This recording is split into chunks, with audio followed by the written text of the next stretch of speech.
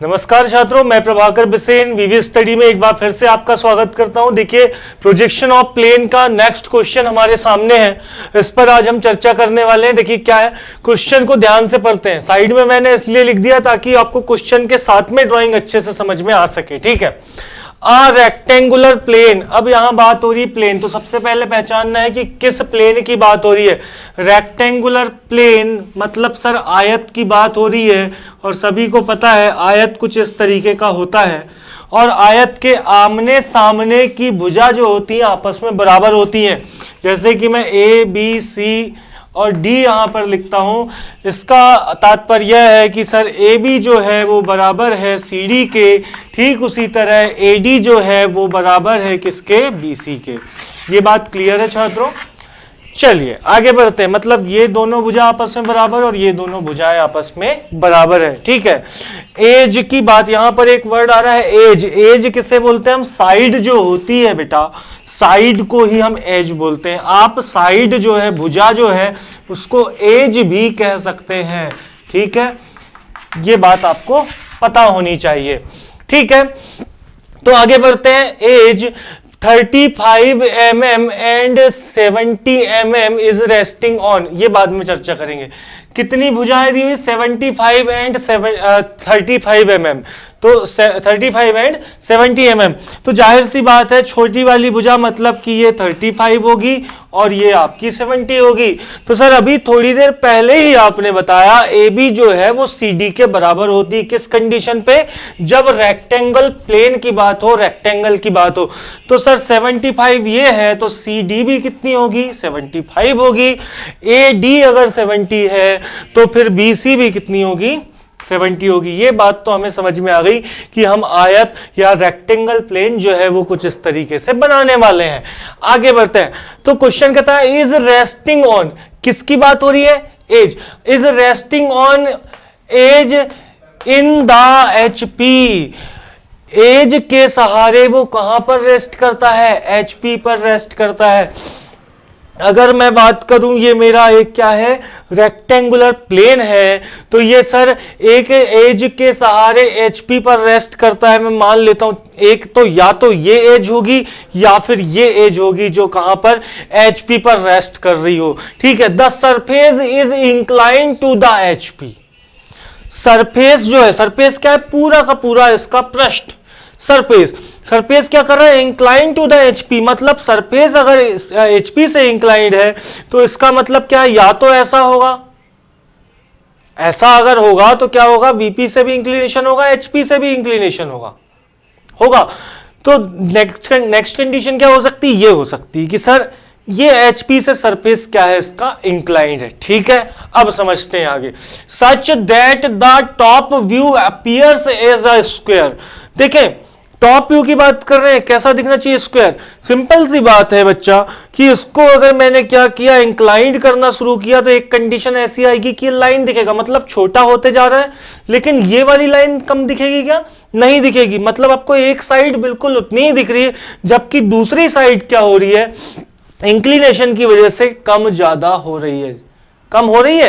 देखिए ये कम होती होती चली, तो एक कंडीशन ऐसी आएगी कि ये जो लेंथ है ये लेंथ भी उसके बराबर होगी, मतलब स्क्वायर के रूप में दिखने लग जाए। अभी मैं क्वेश्चन बनाऊंगा, ड्राइंग प्रोजेक्शन पूरा कंप्लीट होगा, आपको समझ में आएगा बड़े ही प्यारे तरीके से कि क्या होने वाला है। ठीक है, तो देखिए इस तरीके से कि जब टॉप व्यू इसका क्या दिखने लग जाए, हमें एक स्क्वायर के रूप में दिख जाए, अपीयर्स एज अ स्क्वायर। जब top view appear as the square के जैसे हमें दिखने लग जाए, मतलब ऊपर से देखने पर इतना इंक्लिनेशन बनाना है। मतलब मुझे इंक्लिनेशन नहीं दिया है कितना है, बस ये पता है कि ये इंक्लाइंड है। वैसे मुझे इंक्लिनेशन बनाना है कि टॉप व्यू जब देखूं तो ये मुझे किसके जैसे दिखे? स्क्वायर की तरह दिखे। मतलब अगर मैं इसको ऐसे घुमाऊं तो एक टाइम पे ये डिस्टेंस क्या हो जाएगी? कुछ इस तरीके से हो जाएगी, और ये भी कितनी आ जाएगी? 35 ऑलरेडी है, ये कितनी हो जाएगी? 35। तो ऐसा जब तक ना दिखने लग जाए, मैं इसको इंक्लाइंड करूंगा, तो ऐसे इंक्लाइंड करूंगा इंक्लिनेशन पे, यहां पर एक लाइन दिख रही होगी। सबसे पहले ऐसे रख दूंगा मैं इसको एचपी पर, मुझे एक लाइन दिख रही होगी।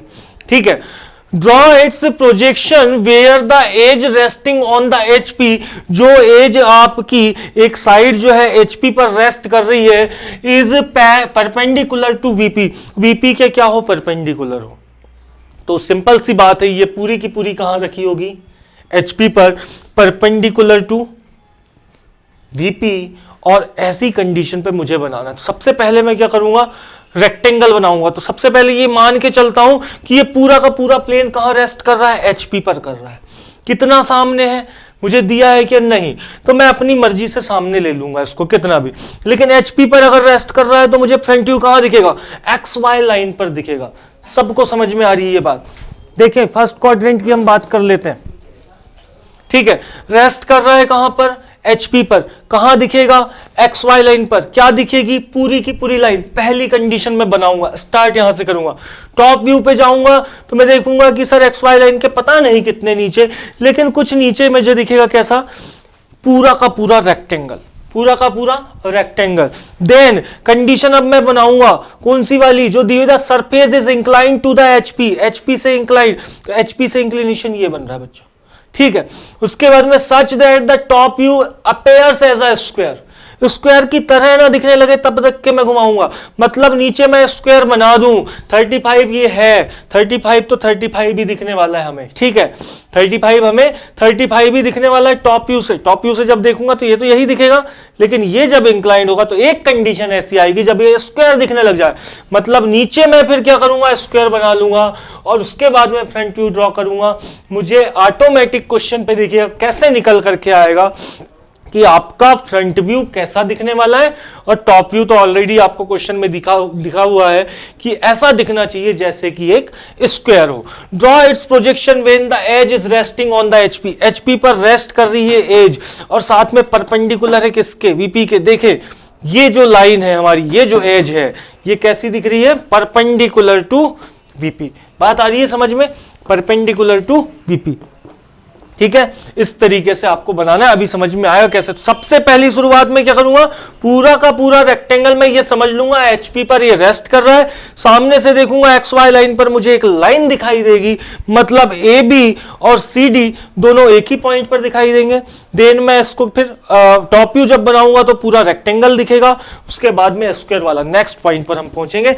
चलिए बनाना स्टार्ट करते हैं हम, क्या, प्रोजेक्शन, ठीक है। तो सबसे पहला काम हम क्या करने वाले, रेफरेंस लाइन एक्स वाई हमें ड्रॉ करना है।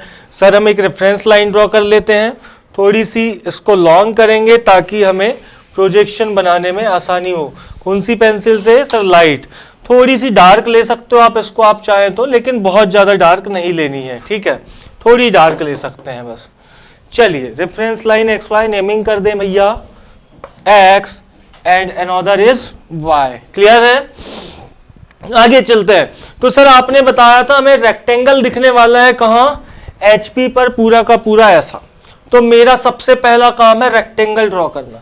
तो रेक्टेंगल ड्रॉ करने के लिए एक एज से हम स्टार्ट करते हैं। सबको पता है रेक्टेंगल कुछ इस तरीके का होता है, तो वही हम करने वाले। ये कितना दिया हुआ है 35, ये कितना दिया है 70। मैं यही काम कर रहा हूं, कितना सामने है मुझे नहीं, तो मैं अंदाज अपने हिसाब से, अपनी मर्जी के हिसाब से ले लूंगा। एक ऐसी लाइन ड्रॉ कर लेता हूं, इसमें कहीं से भी मैं पॉइंट ए मान लेता हूं। मान लो कि पॉइंट यहां पर ए है आपका पहला पॉइंट, इसको आप बोल देंगे ए। आगे चलें तो देखिए कितना 35, तो सर ने क्या किया, यहां पर 35 mm पर एक पॉइंट लगा दिया और इस लाइन को डार्कली मिला दिया। पॉइंट, अनदर पॉइंट क्या मिल गया आपको, बी, ठीक है। अब देखें आगे चले तो अभी हमको क्या करना है, अब यहां से बिल्कुल सीधे चलना है, मतलब इस पे परपेंडिकुलर। तो दो तरीके हैं, एक्स वाई लाइन के बिल्कुल पैरेलल आए, रोलर स्केल की सहायता से या ड्रॉप्टर की। दूसरा तरीका सर आपने हमें बताया है कि हम सेट स्क्वायर की सहायता से भी ये काम कर सकते हैं। बिल्कुल 90 डिग्री पर इसको फिक्स कर लेंगे ऐसे, और हम कितना यहां से 70 mm लॉन्ग लाइन खींच देंगे। ये हो गई आपकी 70 mm लॉन्ग लाइन। तो ये पॉइंट आपका क्या आ गया बेटा, ये आ चुका है आपका डी, ए बी, यहां पर सी आएगा, तो ये क्या है आपका डी पॉइंट है, ठीक है। ठीक उसी तरह से सर इस साइड भी हमें यही काम करना है, या फिर हम यहां से कर लें, यहां से कितना 35, देखें ये वाली लाइन कितनी आने वाली है आपकी, ये ए बी सी और डी, तो डी से सी कितना होगा 35, आमने सामने की भुजाएं बराबर, तो सर यहां से 35 नीचे आ गए। और देन आपने क्या किया, फिर इन दोनों को आपस में मिला दिया, यहां से आपने मिला दिया, तो देखिए रेक्टेंगल आपको मिल गया। ये पॉइंट है आपका सी, रेक्टेंगल आपको मिल गया है। रेक्टेंगल मिलने के बाद में फ्रंट व्यू आपका टॉप व्यू बन चुका है। मैंने मान के चला था कि अभी शुरुआती कंडीशन पे ये ऐसा है। फ्रंट व्यू कैसा दिखेगा सबको मालूम है सर, बिल्कुल ऐसे जब ये रखा हुआ है, फ्रंट से देखूंगा लाइन दिखेगी, कहां रखा हुआ है एचपी पर, एचपी पर जब रखा हुआ है तो एक्स वाई लाइन पर मुझे लाइन दिखेगी, कौन सी लाइन, बी सी दिखेगी, वो ओवरलैप करेगी किसको, ए और डी को। तो हम क्या करते हैं, यहां से प्रोजेक्शन ऊपर की तरफ डालते हैं सारे पॉइंट से, तो सर सी और डी से एक ही पॉइंट जाएगा, ठीक उसी तरह से ए और बी से एक ही पॉइंट गया हुआ है।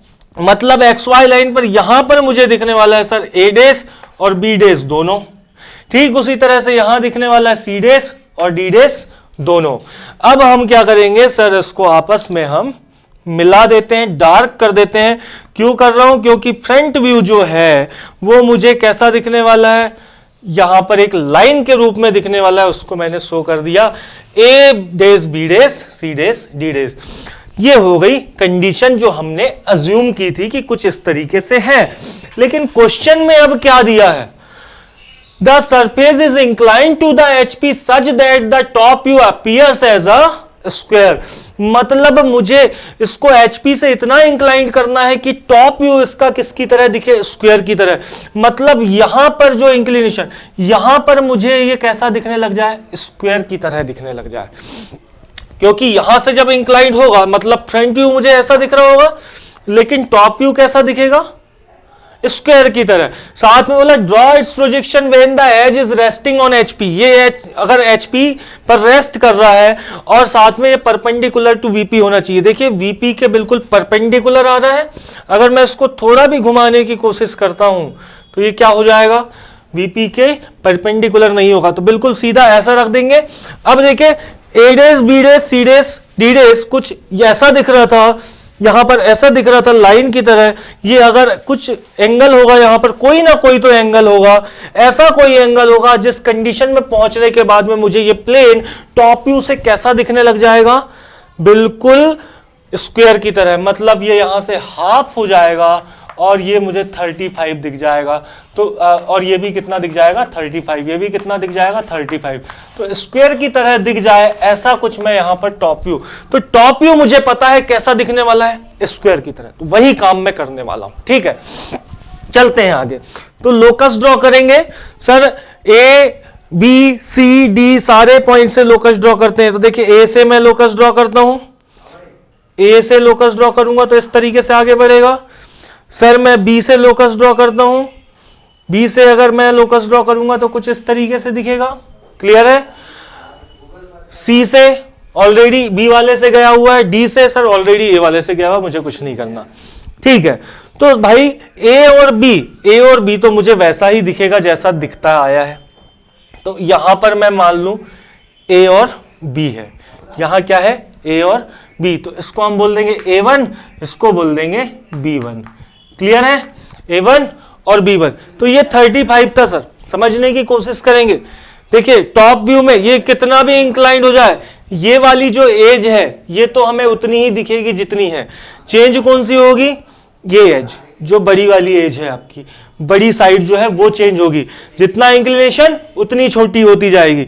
तो मुझे किस इंक्लिनेशन तक पहुंचाना है, जब तक कि मुझे स्क्वायर ना दिखने लग जाए। मतलब ये भी कितना दिख जाए अब 35, ये ऑलरेडी कितना है 35।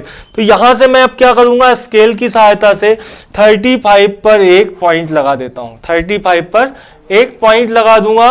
35 जहां पर आ रहा है मैं इसको आपस में मिला देता हूं, देखिए इस तरीके से। तो ये भी कितनी दिख गई अब 35, यहां से बिल्कुल सीधे नीचे आ जाएंगे 35, इसको मिला देंगे 35। Sir A1 B1 C1 and another is D1।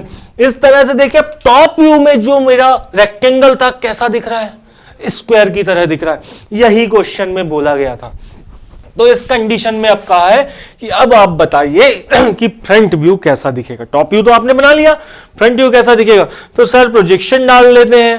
नीचे से चलेंगे ऊपर की तरफ प्रोजेक्शन फ्रंट व्यू बनेगा, ऊपर से चलेंगे नीचे की तरफ तो टॉप व्यू बनेगा। तो ए बी से हम एक प्रोजेक्शन डालेंगे, बिल्कुल सीधे चलेंगे ऊपर, जहां तक आपकी स्वेच्छा हो, आपकी इच्छा हो, आपकी मर्जी हो।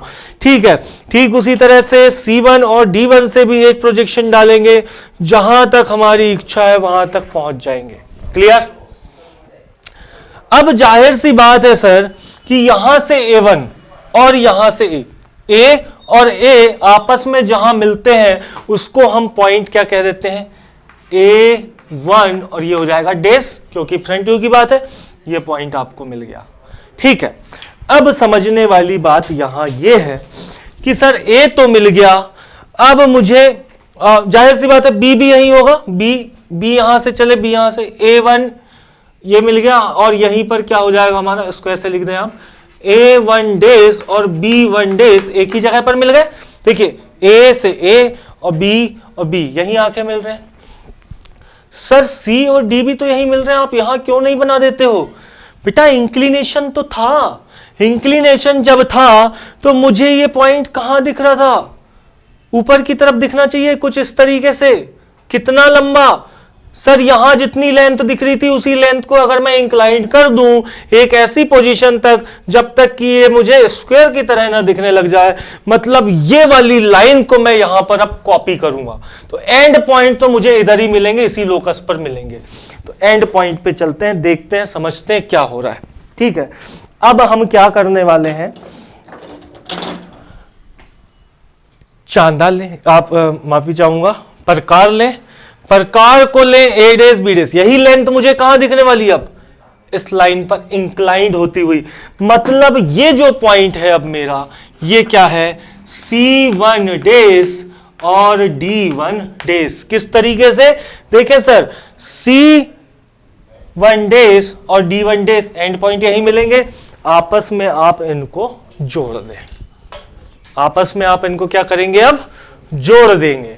ये हमने दोनों को मिला दिया, ये हमारा फाइनल फ्रंट व्यू यहां पर बन गया।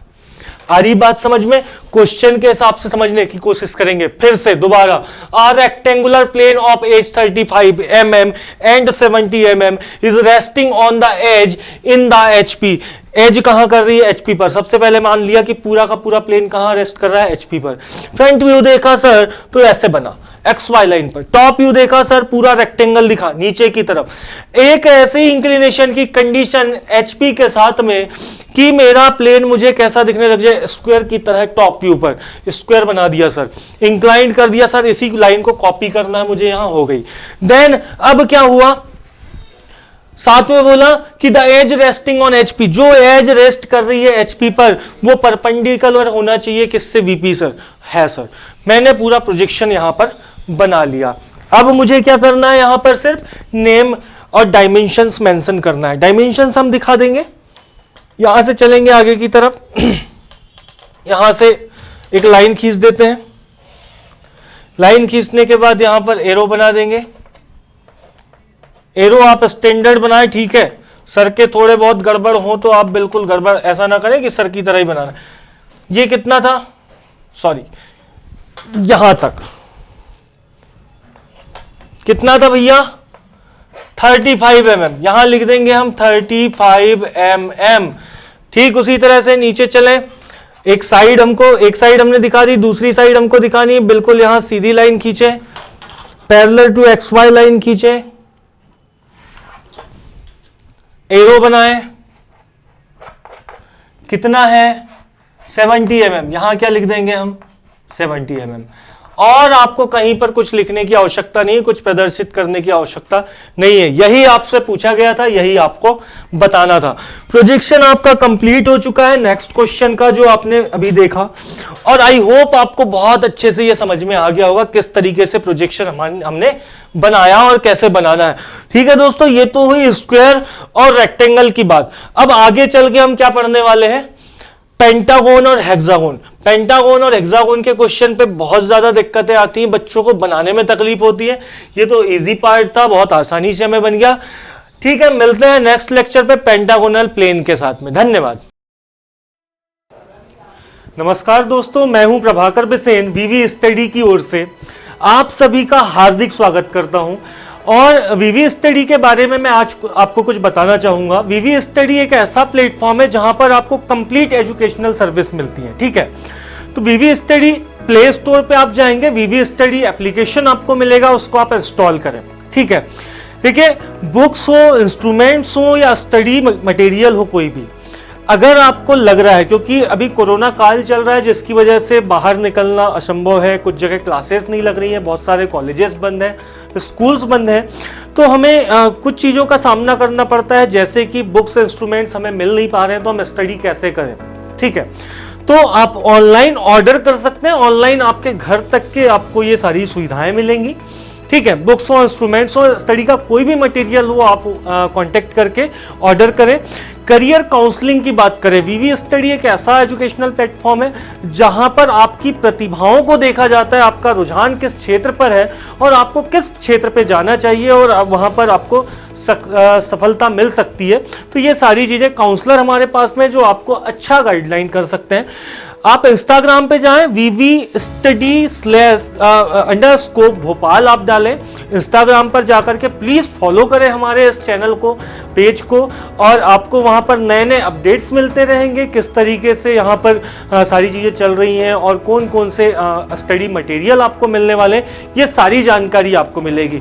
नंबर आपके स्क्रीन पर शो हो रहा है, आप देखें और जल्दी कॉन्टेक्ट करें, और जो भी सर्विस आप चाहते हैं उसमें बेहतर हम आपके लिए करने का प्रयास करेंगे। धन्यवाद।